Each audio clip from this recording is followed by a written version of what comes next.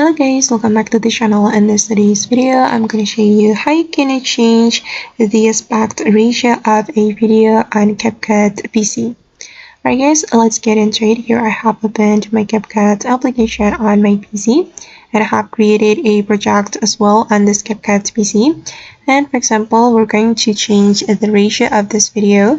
So it's so easy guys, you can just tap on this ratio option right here. Then you can select the ratio that you want to apply to your video. And there are a couple of ratio that you can use, and I'm gonna go with this one, this 9:16 ratio.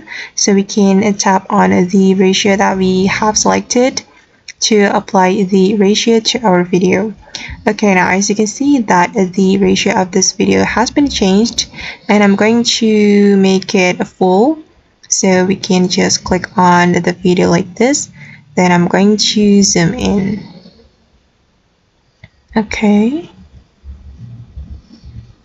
And I'm going to adjust the position as well.